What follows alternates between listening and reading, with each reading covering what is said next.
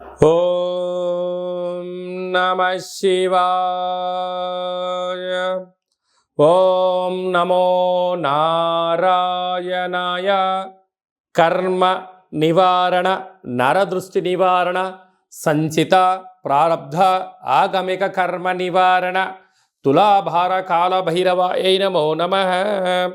ఓం దిగంబరాయ విద్మహే గజవాహనాయ ధీమహి తన్నో కపాలకాల భైరవ ప్రచోదయాత్. ఓం ఇంద్రాణీ శక్తి దేవ్యై నమోస్తుతే. హరి ఓం. మా ఛానల్కి స్వాగతం. చూస్తున్న వీక్షకులకు, ప్రేక్షకులకు, ప్రియ కాళ భైరవ భగవద్బంధులకి స్వాగతం పలుకుతూ, మమ్మల్ని ఎంతగానో ఆదరిస్తూ ఉండబడినటువంటి ప్రియ సోదర సోదరీమణులకు అందరిపైనను, సనాతన ధర్మ సంరక్షకులకు, జ్యోతిష్య అభిమానులకు అందరికీ కూడా స్వాగతం పలుకుతూ, ఆదివారం అమావాస్య పుష్యమి నక్షత్ర సందర్భంగా అందరికీ నిండు నూరేళ్ల ఆయురారోగ్యాలను ప్రసాదించాలని శ్రీ కాళీ సమేత కాళభైరవ స్వామిని వేడుకుందాం. అందులో ఈసారి ఆదివారం అమావాస్య పుష్యమి నక్షత్ర సందర్భంగా రవి పుష్యార్క యోగం అందరికీ కలగాలని, అందరికీ మనతో రాబోయేటువంటి భవిష్యత్తులో ఉండబడినటువంటి 7 తరాల వారికి అద్భుత ధన రాజకీయ యోగ సకల ఐశ్వర్యం ఆనందాన్ని ఆ బుధాదిత్య రాజయోగ కారణము, రవిపుషార్క యోగ కారణము, ఆదివారం అమావాస్య కారణం చేత అందరికీ ప్రసాదించాలని కోరుకుందాం. 1/8/2024 నుండి 15/8/2024 వరకు పుట్టినటువంటి వారందరికీ కూడా ముందస్తుగా జన్మదిన శుభాకాంక్షలు. గతంలో వివాహం చేసుకున్న వారికి వివాహ వార్షికోత్సవ శుభాకాంక్షలు. ద్వాదశ రాశుల్లో గ్రహ గమనాన్ని ఒకసారి వీక్షింపచేద్దాం. వృషభ రాశిలో కుజుడు మరియు దేవగురు బృహస్పతి సంచార స్థితి, కర్కాటక రాశిలో రవి సంచార స్థితి, సింహరాశిలో బుధ శుక్ర సంచార స్థితి, కన్యరాశిలో కేతు భగవానుడు సంచార స్థితి, కుంభరాశిలో శని భగవానుడు వక్రగమన సంచార స్థితి, మీనరాశిలో రాహు సంచార స్థితితో ద్వాదశ రాశుల్లో గ్రహ గమనాలు ఈ విధంగా ఉన్నాయి.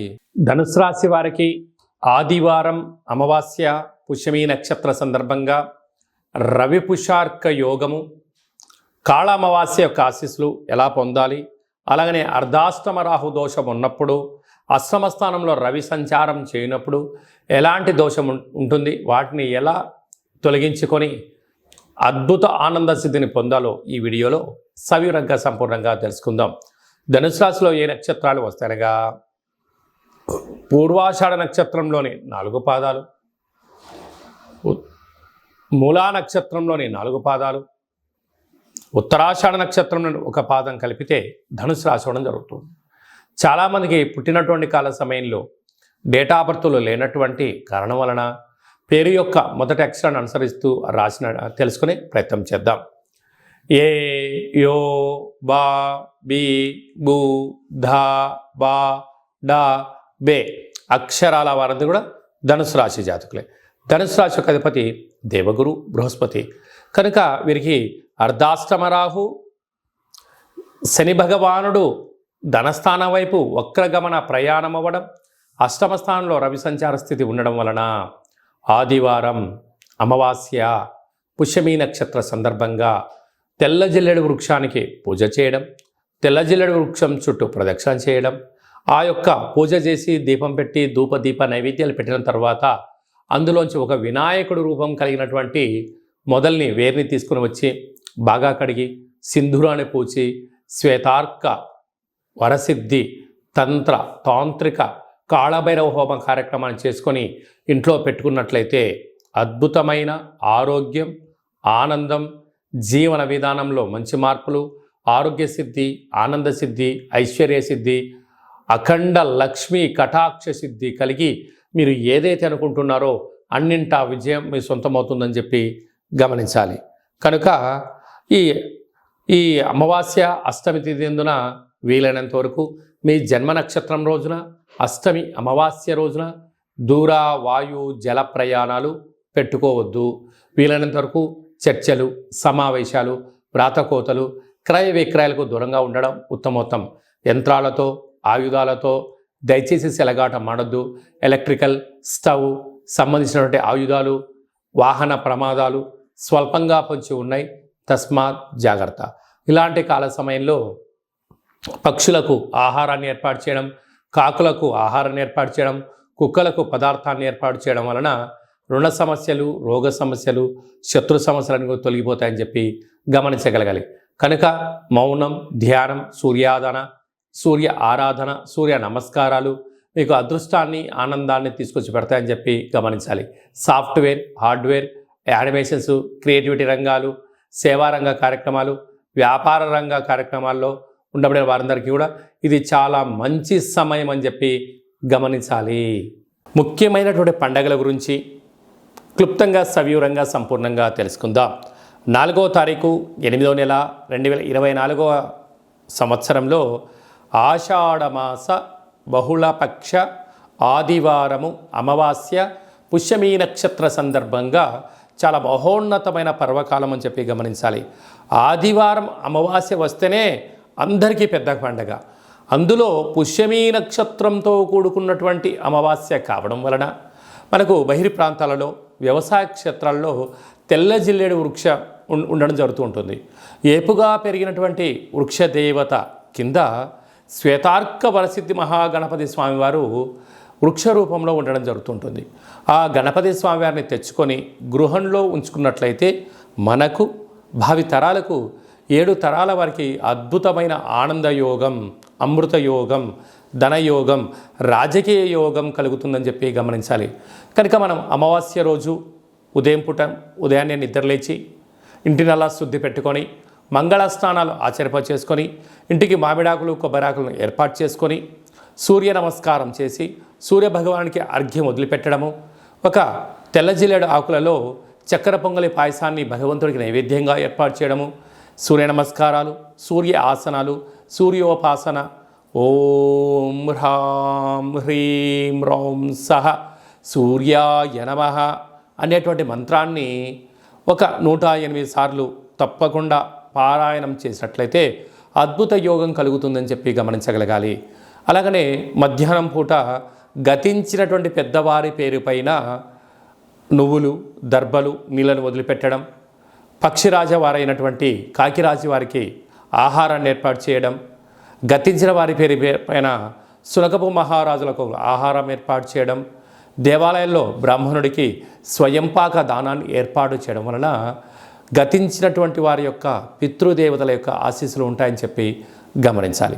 సాయం సంధ్య కాగానే సాయంత్రం 4:30 నుండి 6 గంటల వరకు రాహుకాల సమయం ఉంటుంది కనుక ఇంట్లో ఒక అష్టదళ పద్మాన్ని వేసుకొని నిమ్మకాయలతో దీపాన్ని వెలిగించడము, విష్ణు సహస్రనామ పారాయణం కానీ లలిత సహస్రనామ పారాయణం చేయడం వలన ఇంటిలో రాహుకాలంలో చేసే పూజ ఫలిత ప్రభావం వలన నరదృష్టి, శత్రు ప్రభావాలు తొలగిపోతాయి.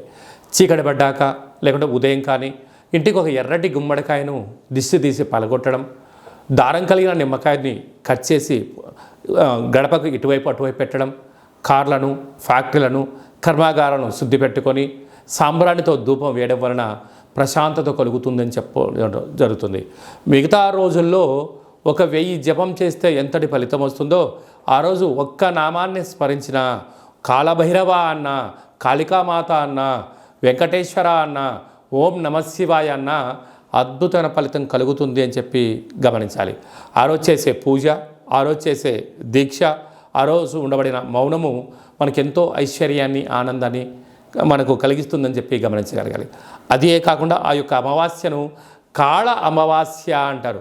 అంటే కాళిదాసు లాంటి వాళ్ళు, బట్టి విక్రమార్కుడు లాంటి వాళ్ళు, శివాజీ చక్రవర్తులు లాంటి వారందరూ కూడా ఇలాంటి రోజులలోనే సాధన చేసి కాళ స్వరూపమైనటువంటి కాళికామాతను, కాళభైరవ స్వామిని ప్రసన్నం చేసుకున్నారని చెప్పి గమనించాలి. అలాగనే మనకు 12వ తారీఖున 13వ తారీఖున శ్రావణమాస శుద్ధాష్టమి సందర్భంగా, కాళ అష్టమి సందర్భంగా కాళభైరవ స్వామి స్మరణ, ధ్యానము యోగదాయకం అని చెప్పి గమనించాలి. మన యొక్క దేవాలయంలో 4 శనివారాలు, 4 మంగళవారాలు, శుద్ధాష్టమి, పూర్ణిమ, బహుళాష్టమి, అమావాస్య సందర్భంగా నిత్యము కాళభైరవ హోమం జరుగుతూ ఉంటుంది. కనుక దేవాలయంలో అర్చన, అభిషేకాదులు, కాలభైరవ స్వామి యొక్క ముడుపు, కాలభైరవ స్వామి వారి యొక్క కూష్మాండ దీపము పెట్టడం జరుగుతుంటుంది. హోమంలో పాల్గొనడం వలన సకల అష్ట కష్టాలు తొలగిపోతాయి. కాలము అనగానే కాలభైరుడి యొక్క చేతిలో ఉంటుంది. అందుకే కాళాష్టమి, కాళ అమావాస్య రోజున భైరవ స్వామి యొక్క స్మరణ, ధ్యానము, పూజ ఐశ్వర్యాన్ని, ఆనందాన్ని కట్టబెడుతుందని చెప్పి గమనించాలి. గృహంలో ఉండబడిన నరదృష్టి తొలగిపోతుంది. వ్యాపారాల్లో ఉండబడినటువంటి ఆటంకాలు తొలగిపోతాయి. విపరీతమైనటువంటి జనాకర్షణ, ధనాకర్షణ కలుగుతుందని చెప్పి గమనించాలి. ఆసక్తి కలిగితే ఇంట్లో చేసుకోండి.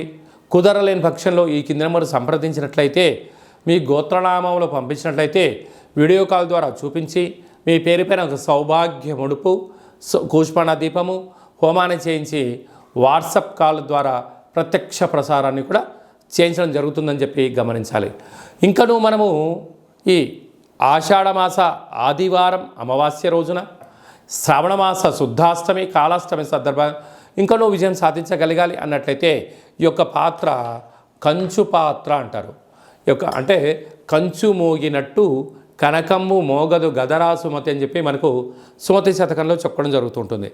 రాసులు 12 ఎలా ఉంటాయో 12ని అచ్చు వేయడం జరుగుతుంటుంది. పూజ చేసిన తదనంతరము ఈ యొక్క పాత్రను ఇలా ఎడమ చేతో పట్టుకొని కుడి చేతో ఈ కరసాహం తీసుకొని ఇలా చిన్నగా శబ్దం చేసినట్లయితే ఓంకార శబ్దం రావడం జరుగుతుంటుంది.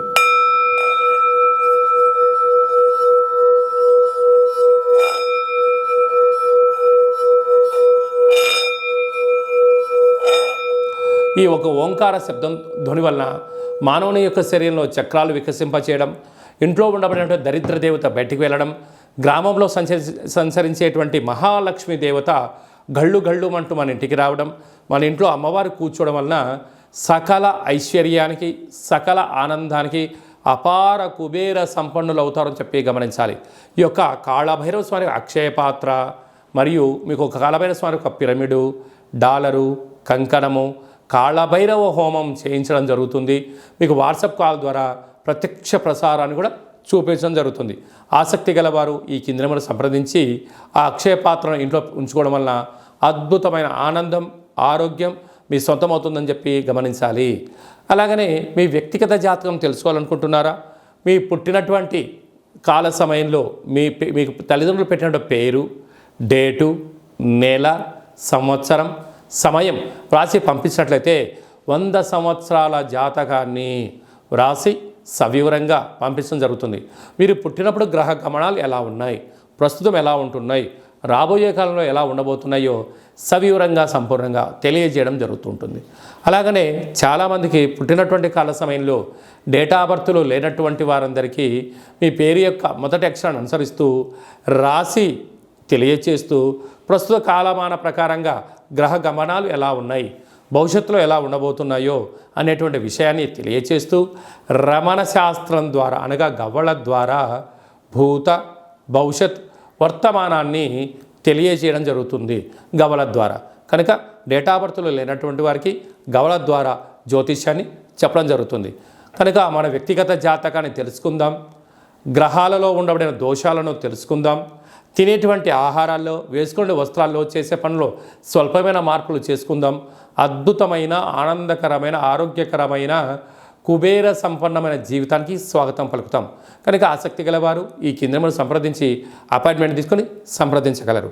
అలాగనే మీ అబ్బాయి కానీ అమ్మాయికి కానీ ఎంత ప్రయత్నం చేసినా వివాహం అవ్వడం లేదా? ఎందుకు వివాహం అవ్వడం లేదు? జాతకంలో ఎలాంటి దోషాలు ఉన్నాయి? వివాహం ఎప్పుడవుతుంది? ఎలాంటి అబ్బాయితో అమ్మాయితో కలపడం వలన వీరి యొక్క గణగుణాలు బాగుంటాయో తెలుసుకోవడం జరుగుతుంటుంది. కనుక జాతకాన్ని తెలుసుకుందాం, మంచి వివాహ సంబంధం తెచ్చుకుందాం, భావితరాల్లో మంచి ఆనందకరం జీవితం పొందుదాం. కనుక వచ్చేటువంటి జాతకాన్ని వధూవరుల యొక్క పాదాలు, గుణాలు, సంతాన యోగము, అలాగనే విదేశీయాన యోగము, ఎలాంటి యోగాలు ఉన్నాయో కూడా తెలుసుకుందాం. అలాగే మీ అబ్బాయి కానీ అమ్మాయికి కానీ చిన్నపిల్లలు పుట్టినట్లయితే ఏ మాసంలో పుట్టితే ఎలాంటి పేర్లు పెట్టుకోవాలి, నక్షత్రంలో ఉన్న విశిష్టత ఎంతో కూడా తెలియజేయడం జరుగుతుంటుంది. ఈ యొక్క మాసంలో పుట్టినట్టు రోజు వారందరికీ కూడా, అలాగే వివాహ వార్షికోత్సవం చేసుకుంటున్న వారందరికీ కూడా మన యొక్క దేవాలయంలో ప్రత్యేకంగా కాళభైరవ హోమం చేయించడం జరుగుతుంటుంది. అలాగనే ప్రసాదం కూడా పంపించడం జరుగుతుంది. మనమందరము కూడా కలియుగ కాలంలో కాళభైరవ స్వామికి స్మరణ చేద్దాం, కష్టాలకు స్వస్తి పలుకుదాం, ఐశ్వర్యానికి స్వాగతం పలుకుతాం. అందరికీ ఆదివారం అమావాస్య పుష్యమీ నక్షత్ర సందర్భంగా ఆశీస్సులు కోరుకుంటూ ఆశీర్వచనం. ఓం కాళకాలాయ విద్మహే కాళాతీతాయ ధీమహి తన్నో కాళభైరవ ప్రచోదయాత్. శతమానం భవతి శతాయు పురుష సతేంద్రియ ఆయుష్యేవేంద్రియే ప్రతిష్టతి. ధనం ధాన్యం బహుపుత్రలాభం శత సంవత్సరం దీర్ఘమాయు. సర్వే జనా సుఖినో భవంతు. లోకా సమస్తా సుఖినో భవంతు. సర్వం కాళభైరవ దేవతార్పణమస్తు.